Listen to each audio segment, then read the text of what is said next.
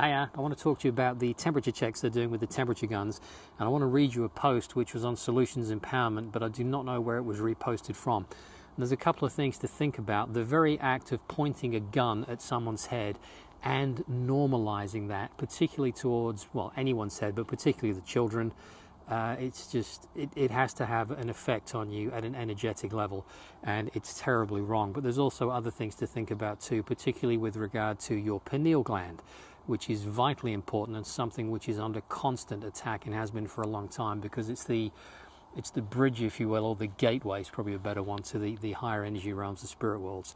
Anyway, let me read you this, and this was from an Australian nurse. I'm really worried. I've started implementing the new protocols in force. One of my new tasks is taking and recording each person's temperature. I aim for the center of their forehead with my thermometer-shaped gun. I pull the trigger, wait for the beep, and record the temperature. I always apologize to the person before proceeding. After doing this a dozen or more times, I suddenly had a realization. Are we being desensitized to be targeted at the head and also causing potential health issues by aiming an infrared ray to the pineal gland? So I started taking the temperature on the wrist, which turned out to be more accurate given that the forehead is cooler than the wrist and the results differ by more than 1 degree in some cases. I went to a shopping mall and people were lining up to get their temperatures taken by an employee who was obviously not a medic and was not properly educated on how to correctly perform this procedure. Many were shocked when it was my turn and I took the gun that was being directed at my forehead and redirected it to my wrist.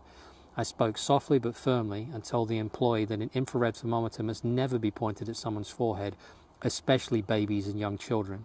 In addition, it requires basic knowledge of how to properly read someone's temperature, i.e. placing a thermometer on the wrist or elbow fold is much more accurate and much less harmful. It was very disturbing to me to observe children getting used to seeing an object the shape of a gun aiming at the forehead and without any negative reaction from the adults as if this was normal and acceptable. As a medical professional, I refused to directly target the pineal gland, which is located directly in the center of the forehead, with an infrared ray. However, most people agree to go through this several times a day. Our pineal glands must be protected as it is crucial for our health both now and in the future. The pineal gland is a small pine cone-shaped gland of the endocrine system, a structure of the encephalon of the brain. I hope I said that right. The pineal gland produces the hormone melatonin. Melatonin influences sexual development and sleep-wake cycles.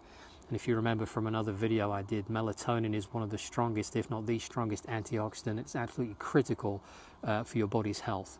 The pineal gland is composed of cells called pinealocytes and cells of the nervous system called glial cells.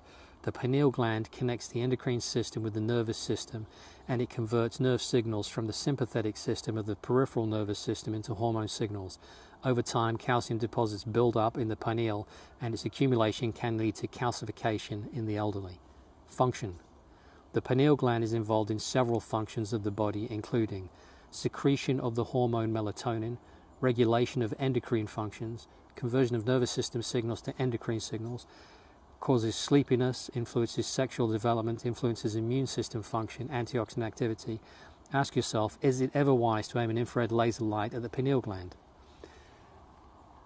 I'm going to leave you to have a think about that one. If you are subjected to those kind of temperature checks, you might want to redirect that to your elbow fold or your wrist to give them a more accurate reading and to avoid any potential health damage that they are inadvertently being trained to cause in you.